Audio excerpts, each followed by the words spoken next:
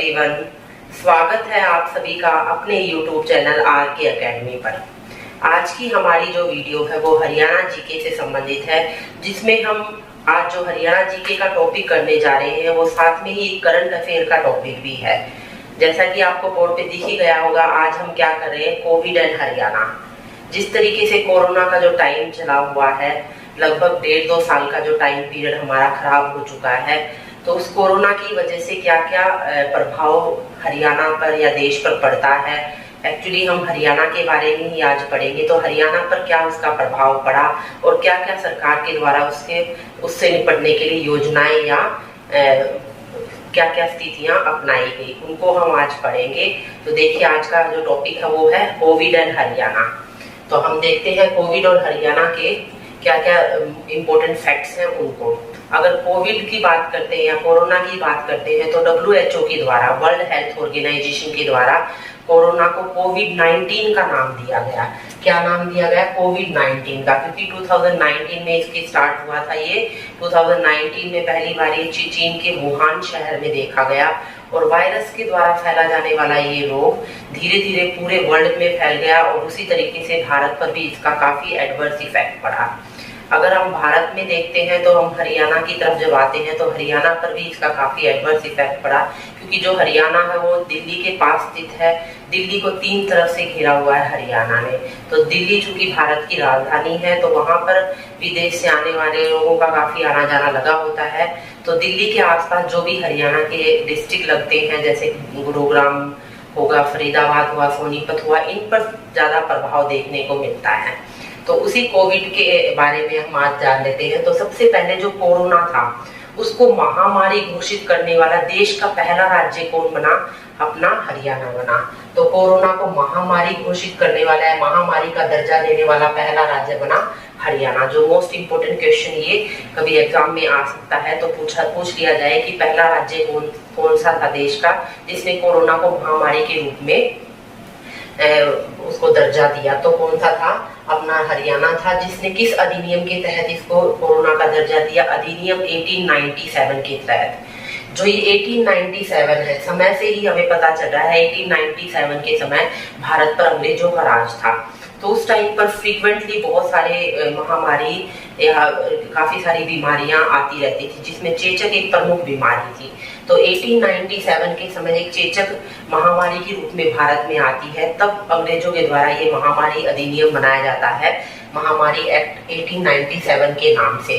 तो अगर हम हेल्थ की बात करते हैं, तो हेल्थ किसका विषय आता है? जिस तरीके से 3 विषयों में बांटा हुआ है, केंद्र सूची, राज्य सूची और समवर्ती सूची में। तो हेल्थ को अगर हम बात करते हैं तो हेल्थ राज्य सूची का विषय है।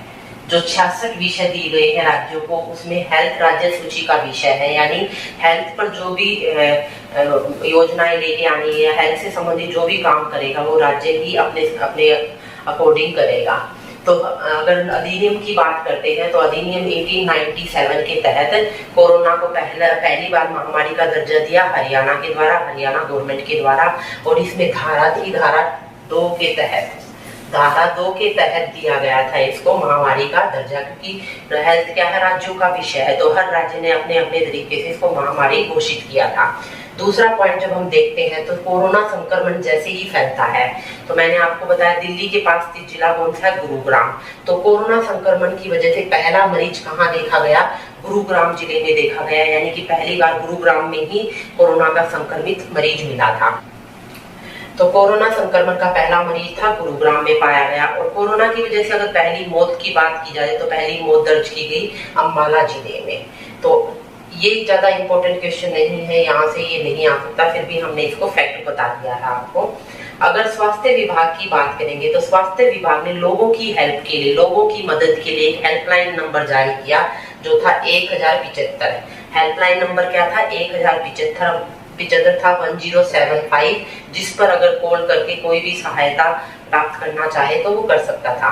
नेक्स्ट अगर हम देखते हैं तो सरकार ने जो कोरोना वायरस से लड़ने के लिए एक रिलीफ फंड बनाया था, क्योंकि कोरोना एक लार्ज स्केल पर आई हुई महामारी थी, तो निपटने के लिए रिसोर्सेज भी लार्ज स्केल पर ही चाहिए थे।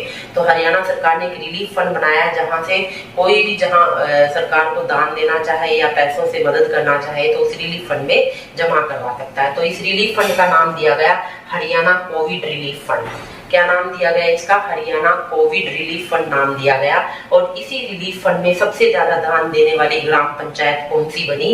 पलड़ा ग्राम पंचायत बनी, जो कि गुरुग्राम में स्थित है।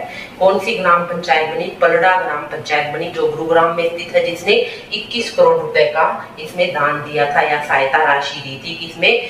हरियाणा कोविड रिलीफ फंड में। आगे अगर हम देखते हैं तो कोविड-19 की जांच के लिए एक सीरो सर्वे चलाया गया। सीरो सर्वे क्या होता है? जिससे पता चलता है इस सीरो सर्वे के थ्रू कि कितने लोगों में कोरोना के खिलाफ एंटीबॉडीज बन चुके हैं।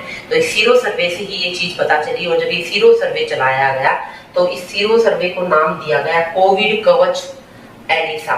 क्या नाम दिया गया इसको?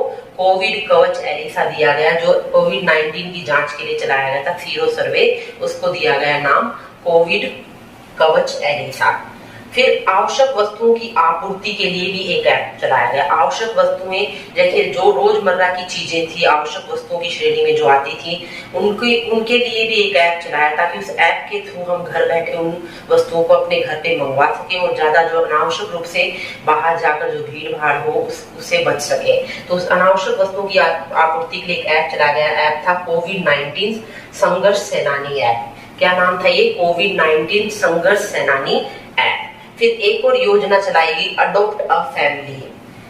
अडॉप्ट अ फैमिली यानी किसी फैमिली को अडॉप्ट करना और उसके जो भी प्रॉब्लम्स हैं उनको देखना। ये अडॉप्ट अ फैमिली योजना चलाएगी करनाल जिले में। फिर कोविड-19 के लिए पहला प्लाज्मा बैंक। अगर हम प्लाज्मा की बात करते हैं तो ब्लड का एक इंपॉर्टेंट पार्ट है, लगभग 55% प्लाज्मा होता है हमारे ब्लड में। तो इस प्लाज्मा बैंक की शुरुआत पहली बार हरियाणा में पहली बार कहाँ हुई थी? फरीदाबाद में हुई थी।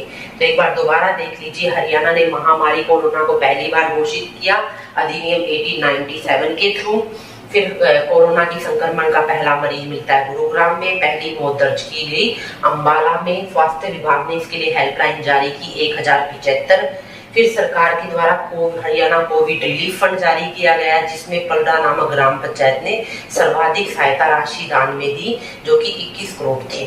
फिर इस सीरो सर्वे के लिए सीरो सर्वे चलाया गया। उस अभियान को नाम दिया गया कोविड कवच एलिसा।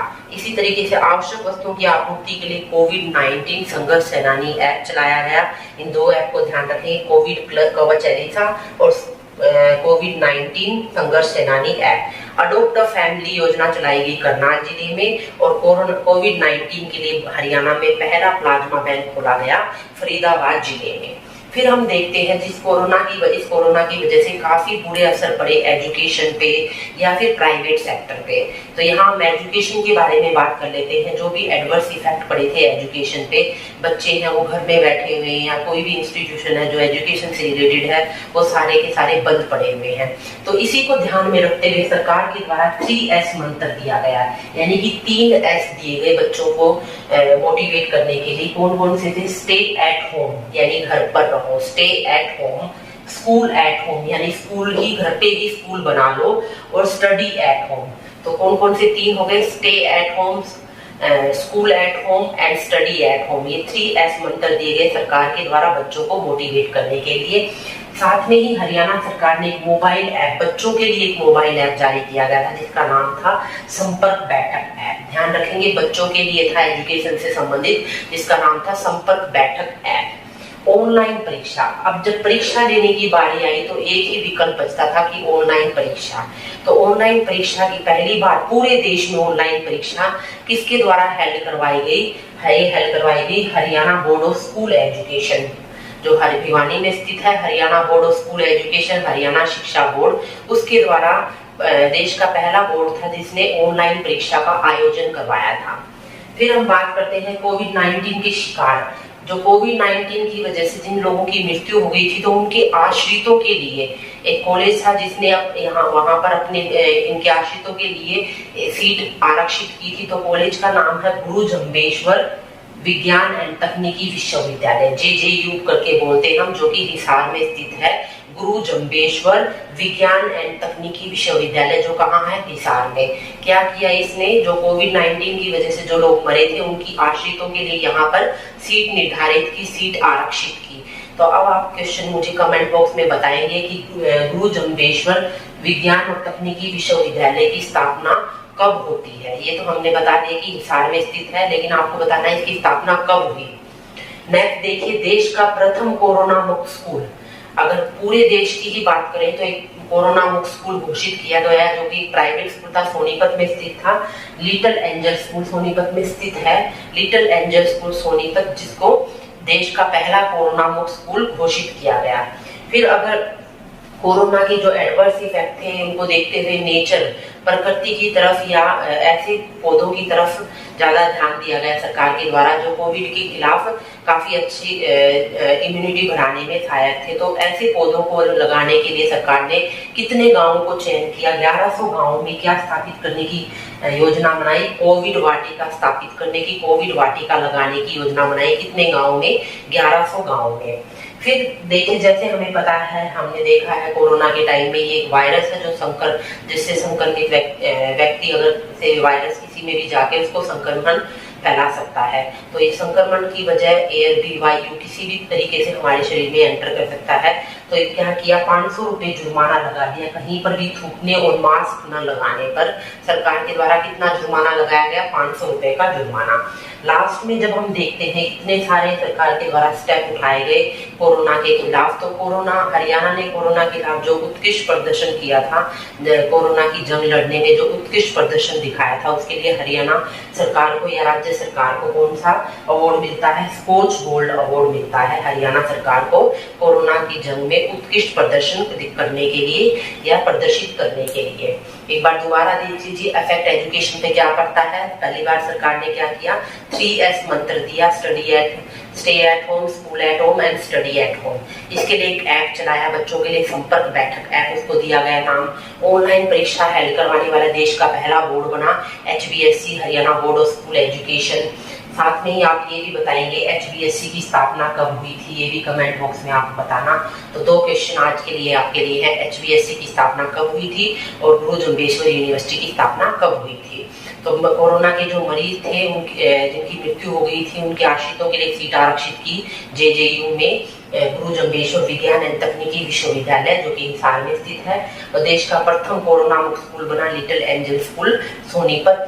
कितने गांवों में कोरोना वाटिका लगाएगी, 1100 गांवों में। और कोरोना के खिलाफ जंग के लिए उत्कृष्ट प्रदर्शन के लिए राज्य सरकार को कौन सा पुरस्कार मिलता है, स्कॉच गोल्ड पुरस्कार राज्य सरकार को मिलता है। तो इस तरीके से हमने कोरोना से संबंधित जो भी हरियाणा से संबंधित फैक्ट्स थे उनको किया है, जो कि करंट अफेयर में आपके लिए मोस्ट इंपोर्टेंट साबित हो सकते हैं।